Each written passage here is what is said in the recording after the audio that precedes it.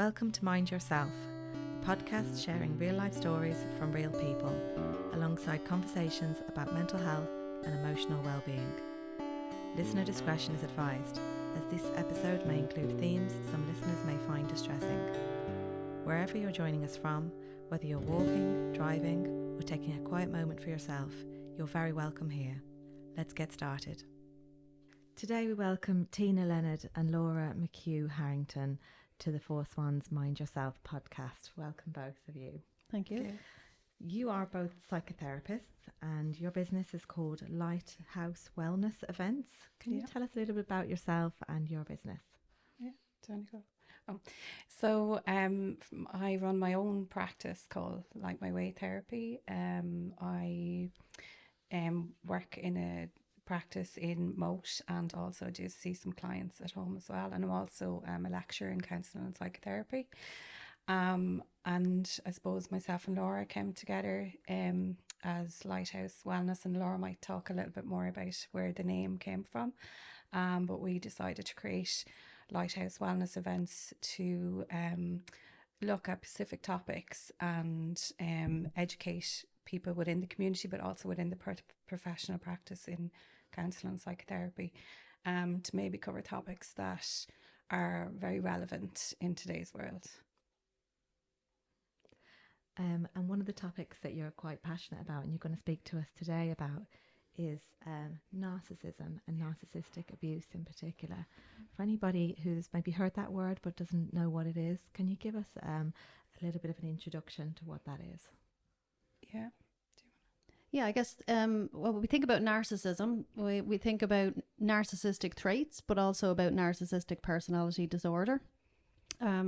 So there are, I suppose, a lot of characteristics that are connected with narcissism and narcissistic personality disorder, some of which are things like grandiosity, entitlement, vanity. So they're all the things that I think would come to mind for most people when they think about narcissism.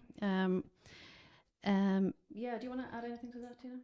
Yeah, it's quite a popular word at the moment in society, and it's been used quite fluid as such. And what I'm hearing lately is that, you know, it's very prevalent in social media, people speaking about it, and influencers speaking about different traits, and everybody seems to, you know, present with these traits if they've gone through maybe a difficult relationship. And it's potentially overused. Oh, yeah, absolutely. Yeah. And it's really what we're going to talk about today is identifying the difference. You know, yes, people can go through difficult relationships, but it doesn't mean that everyone that goes through a difficult relationship is, you know, dealing with a narcissist. They may have traits, but, you know, to be a narcissist, there's certain criteria that they have to fall under. And it can be argued that we all have some of the traits on the spectrum some of the time, but that doesn't make us a narcissist either. Yeah. I mean, we all have a little bit of vanity from time to time, for example. Doesn't mean we're a narcissist. So it's about what end of the scale, I suppose, the traits are showing up on. Yeah. It's definitely a topic that's become more prominent in recent years and that you do hear a lot. So it might be helpful for listeners for you to maybe explain some of the traits. What are they? Yeah. As Laura mentioned there, grandiosity is one of the main, partly one of the main traits. A person may present with that they have this idealization that they're better than anyone else, or they need the best of everything, or they have this grandiose presence that people are kind of beneath them, and need that to be validated and acknowleded consistently. A need for being you know, have power or control. They can also be very much dependent on the type of narcissism. They can also be very much the victim. It's everybody else's fault and never take responsibility of you know, their own actions. That can be another trait as well. So they're just a number of them. I would say lack of empathy is another one of the really big ones. So empathy, of course, being the ability to be able to put yourself in somebody else's shoes, feel what they might be feeling and experiencing. So that's often absent for a narcissist. They can absolutely mirror empathy, and they can copy a person who, so we'll probably look at that as well, how maybe people are get caught up in these relationships, but the person can mirror if you're an empathic person, they can mirror that and copy it, but they actually don't have the empathic person within them to show those emotions. I think the other important thing is when it comes to, we're saying words like grandiosity and entitlement and vanity, what's not often understood is that usually those things are coming from actually a very deep place of insecurity and vulnerability, that's what lies beneath those outwardly manifestations of what's going on for a narcissist. Yeah. And so based on all of those criteria that you've just described, it would be, you know, very challenging to be in a relationship with somebody like that. What might be some of the early warning signs that maybe a relationship is becoming emotionally manipulative?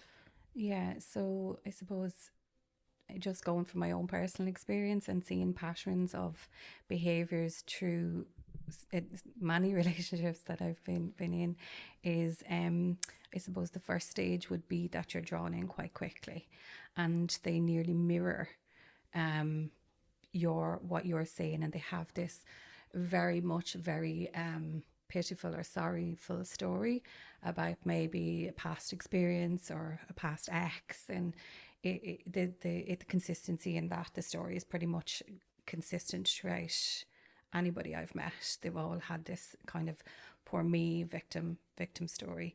So then you're drawn in. If you're an empath yourself, you're drawn into that story, and you saying, oh my gosh, and they're presenting really kind and really generous, and maybe very much you know, maybe shower you with gifts, or, you know, show you so much affection, and then very, very quickly that happens. So you're kind of like, you've ever heard the honeymoon stage, the love bombing. The love bombing. It's called love bombing at this stage.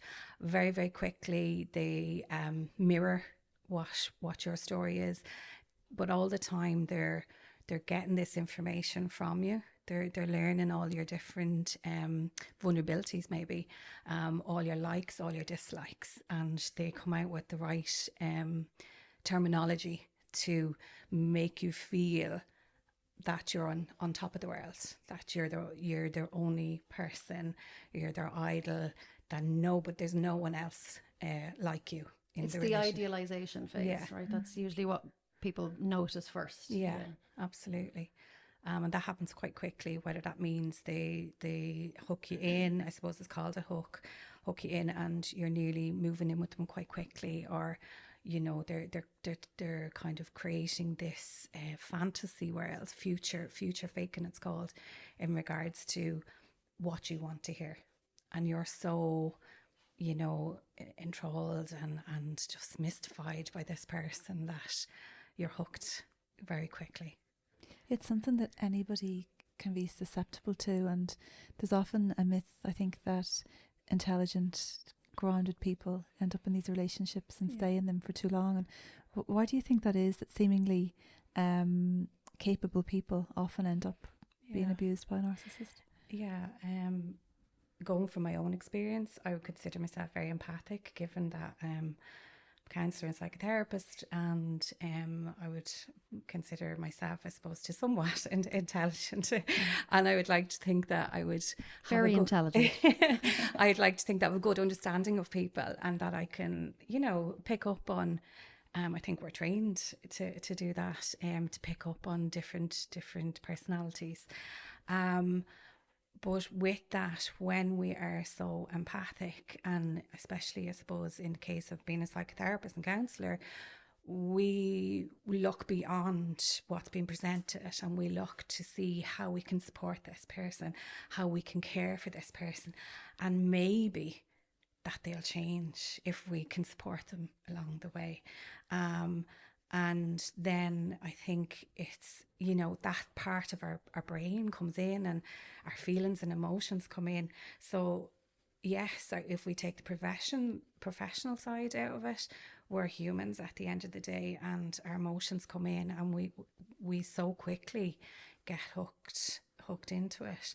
So I actually think they target intelligent, empathic, caring people because they need to feel their worth, you know, because they can't, their internal world is their self-worth and shame is on the floor. So they need to feed that off from you as a person. And I think they actually potentially target that profile of people. Yeah. I think as well, with any other kind of abuse, when a person over time, you know, it's kind of a cumulative effect when you're experiencing that kind of abuse from a narcissist, like with any other abuse, a trauma bond can form. And that trauma bond comes with a kind of cognitive dissonance. So you might be able to see and feel this is not okay. What's happening is clearly not okay. But at the same time, you come up with ways of justifying the behaviors. Oh, he or she is doing this because they're mad, or because of something I did. If I did something different, they wouldn't be behaving this way. Yeah. So that's a huge part of it as well. It's the trauma bond. Yeah. What impact can long-term narcissistic abuse have on a person's mental health? I think the list is endless. It certainly, as a psychotherapist working with clients who are either in narcissistic abusive relationships or are recovering, the stuff that I see probably most is definitely a huge amount of anxiety and rumination, a nervous system that's completely dysregulated. So that's a lot of the work that has to be done in therapy, is healing the nervous system. A really diminished self-esteem, you know, not being able to believe anything that you may feel is true, but you can't, you know, you lose that sense of self-belief. There's so much self-doubt present that you constantly need another person's voice to validate whether or not what you're thinking and feeling is true. So they're some of the definitely the more prevalent, I think, impacts that I see in the therapy realm. Yeah. If you think about it, if you've been in a relationship, whether that's through work or a romantic relationship or friendship, that it's these small little, you know, you've ever heard the saying, death by a thousand cuts. It's these small little criticisms or small little words that are chipping away, which in everyday life you may not even notice it, but cognitively, psychologically, they're diminishing your self-worth. And like that, you're looking for that validation. Is that the right decision? Because your whole nervous system, as Laura said, is impacted. And for a person who may have been so confident and capable and competent, you're questioning your decisions. Like, how could I have been in a relationship like that? How could I have not seen the signs? But again, it goes back to, they're so manipulative, they're so clever, and they I suppose it's that piece in relation to that trauma bond where you come back to the piece around hope.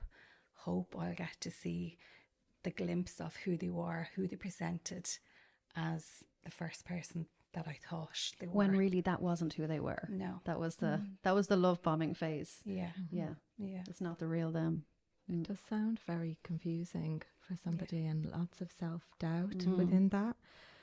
How can survivors distinguish between normal relationship difficulties and emotional abuse after having experienced that? I suppose that really asks the question, how do you, what are the flags, like what are the red flags you can look out for in your personal experience, to, you know, how would you rate or list those flags?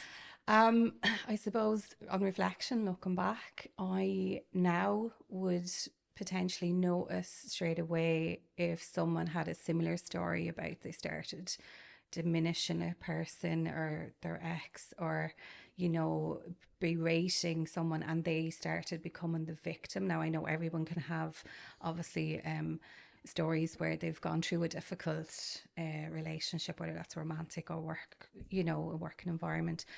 But definitely there seems to be a similar pattern in relation to the story that they use.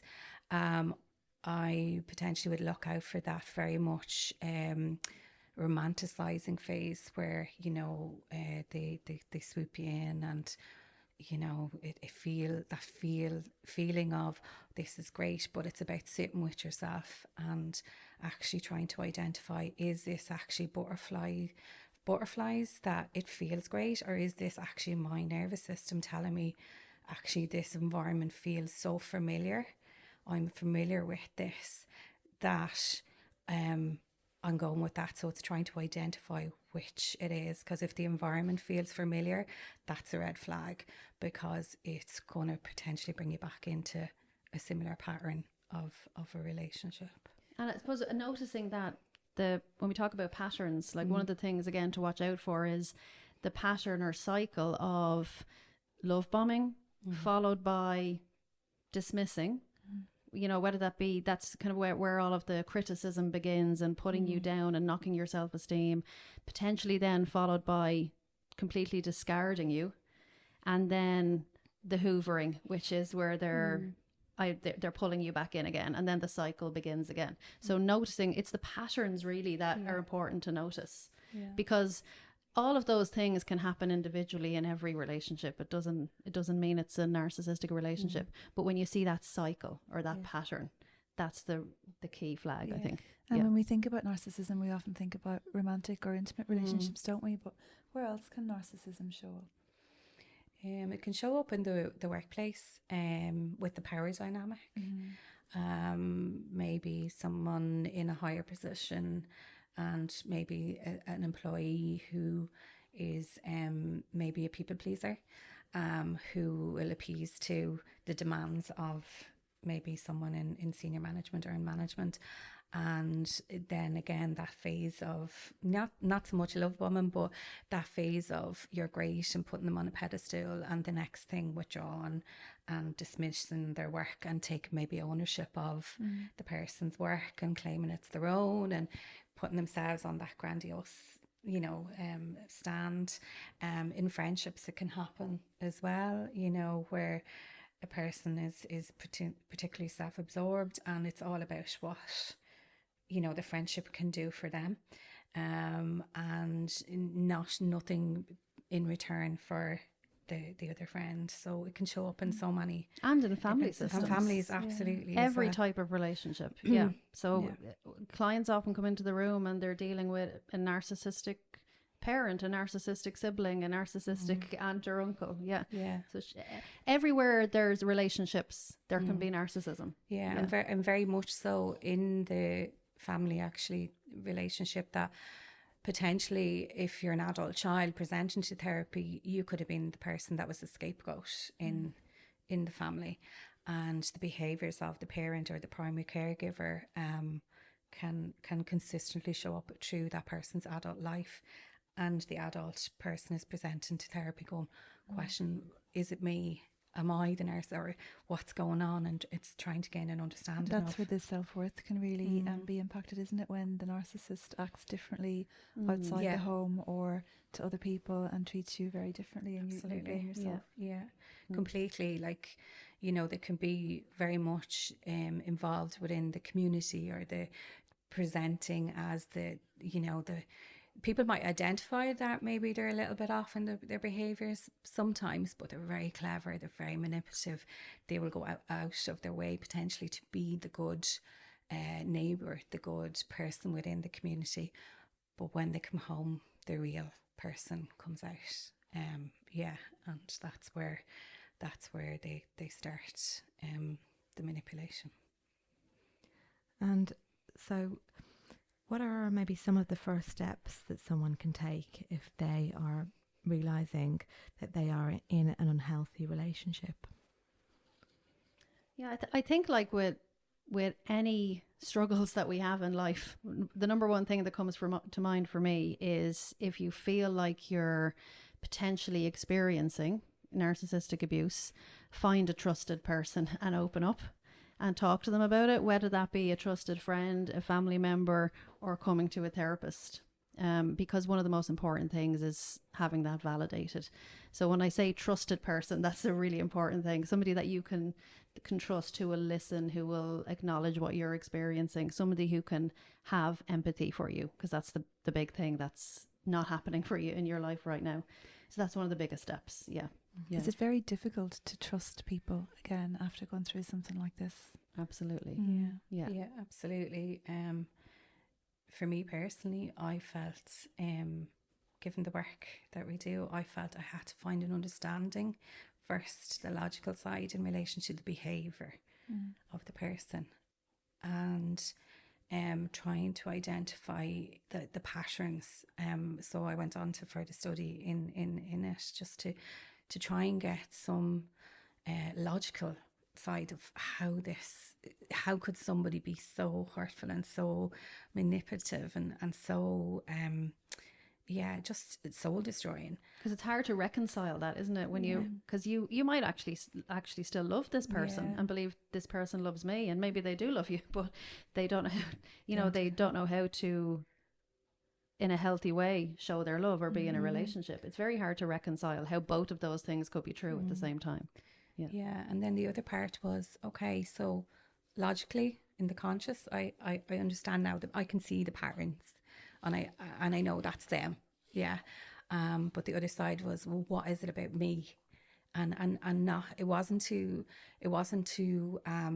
by no means blame myself, because it wasn't my fault, because the manipulation happens there, that it's in them, that's what they do, that's their intention. But it was about, what is it about me that drew me to these types of relationships? And I had to do a lot of work in that and break it down in therapy, and look at myself and look at maybe the place I was at in each stage of my life, whether that was being vulnerable, whether that was maybe after going through a difficult part of my life, and identifying that, and then having to build on that, build on my self-worth, build on trusting myself again, and that takes time. And in the therapy room, when it shows up, and we do a lot of work with clients, they may not be even there that stage, because obviously we have the training behind us, but they're I coming. find as a therapist that people don't come to you and say, No, I've been abused by a narcissist. We often have that job of identifying it and then explaining it and educating them. Yeah, don't we? absolutely. They just think I've done something wrong, and they haven't at all. These people are intentionally manipulative, and they have an agenda, and that's the hard part. And can they be helped, the narcissists? Questionable.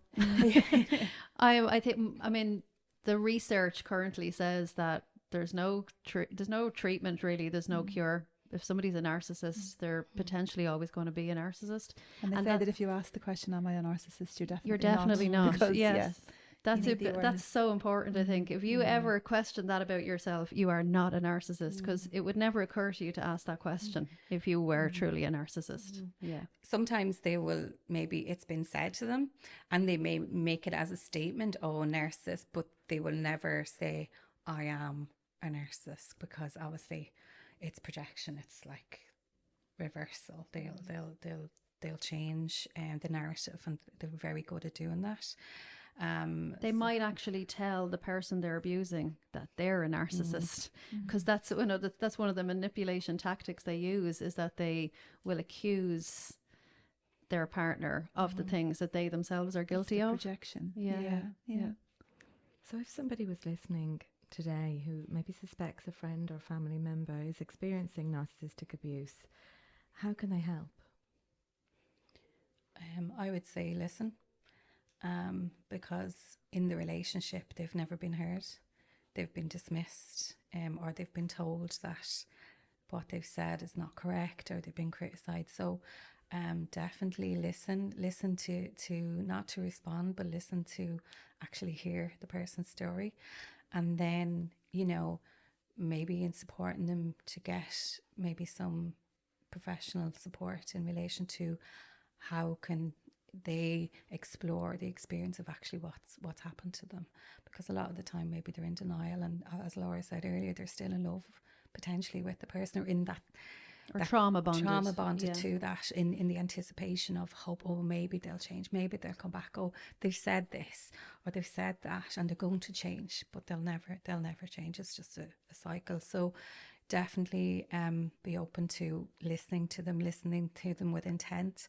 To be that trusted person that we were saying, you know, they need a trusted person, and to be understanding of the fact that they are at a certain place in their own understanding of what they're experiencing. Yeah.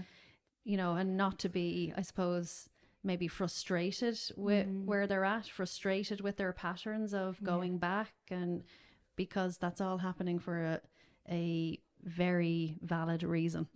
Because they're still processing and maybe being stuck at that stage of what's actually after happening to me, you know, and maybe also be mindful of not telling them what they should have done.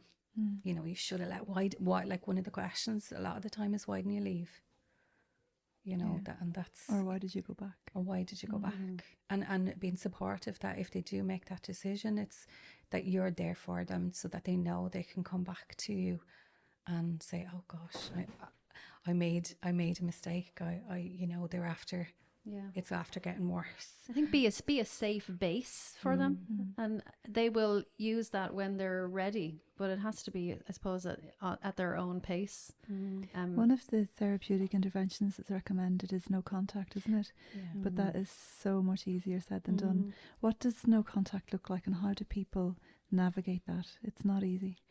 No, it's not. It's not an easy piece, and depending on the situation, whether there's children involved or siblings, no contact may not always be the easiest option. It's impossible sometimes.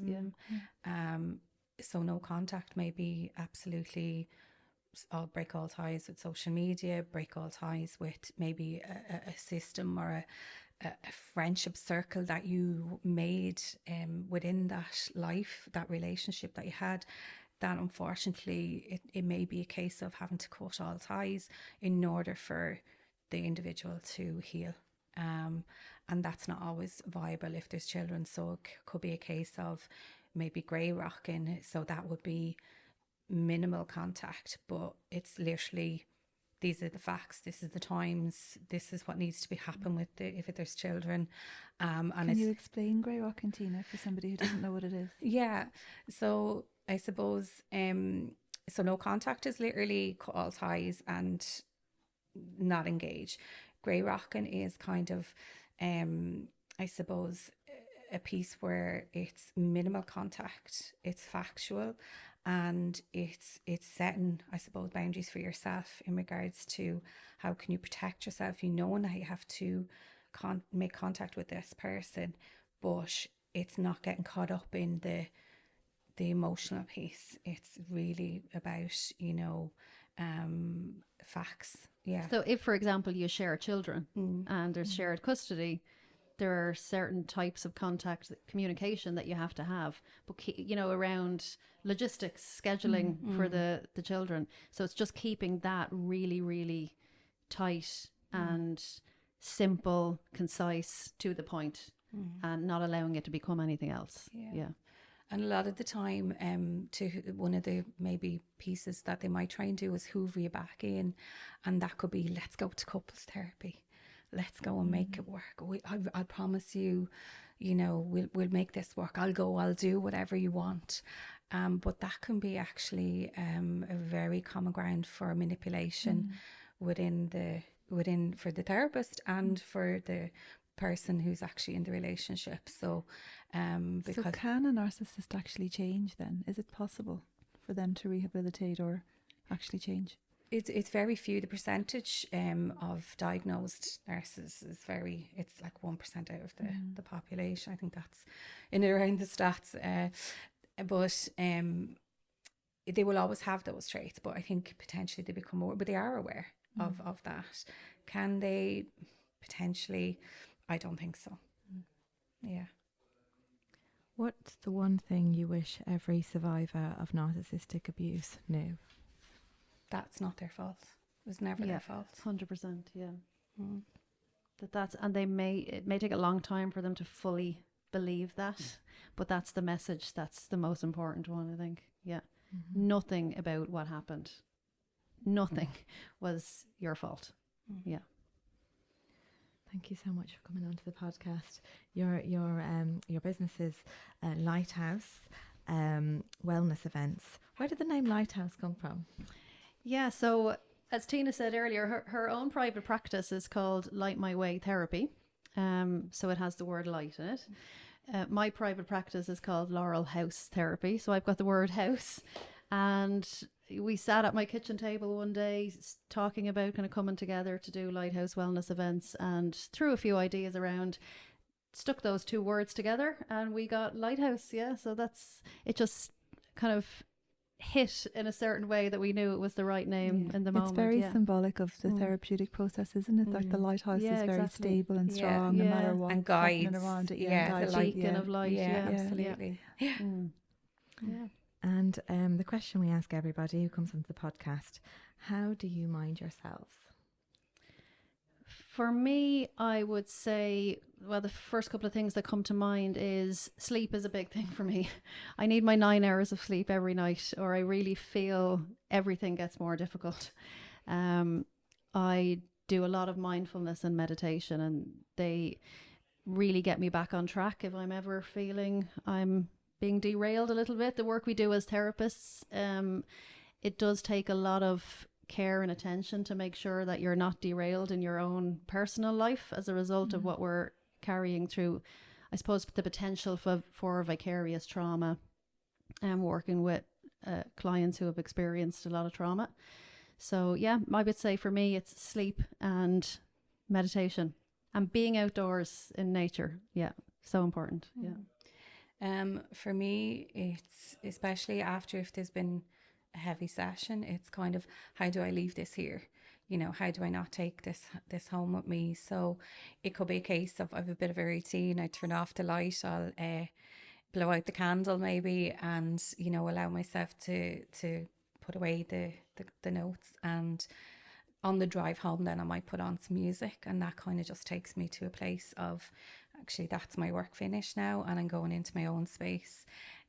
I have 2 rescue dogs, and I find great comfort in them, and I bring them out, as Laura was saying, for a walk, and find that very reconnecting with nature really grounds me. But one of the questions I ask myself all the time is, what do I need right now? I used to think that sitting down and taking some time for myself was like, I used to feel guilty around that, but actually to me that's now self-care. And I find that that to sit with it and just allow myself to sit and have my coffee and not get up and do 10 million things, allowing myself that time, that it really supports me. Is there a website that people can see some of the events that you have? So we've an Instagram page at the moment. So at Lighthouse, is it lighthouse.wellness.events? Yeah. We're trying to grow that at the minute. Yeah, we don't have a website as such yet, but it's all coming in the pipeline. Yeah. And you do actually run workshops on this particular topic. You had one here at Four Swans. Yes, we not so long did. ago. Yeah, absolutely. Yeah, and more to come in the near future. Fingers crossed. Yeah, we might do some online stuff as well, so just to make it a bit more accessible for those who can't come in person. Yeah. Fantastic. Very good. Yeah. Thank you, Thank you so Tina much, and ladies. Laura. Thank you for coming on the podcast. Thank you for having us. That is it for today's episode of Mind Yourself. If something in this conversation has resonated with you, share it with someone who might need to hear it, because these are the conversations that matter. Don't forget to follow or subscribe so you never miss an episode. And if you're enjoying the podcast, a quick rating or review really helps us to reach more people. So until next time, mind yourself.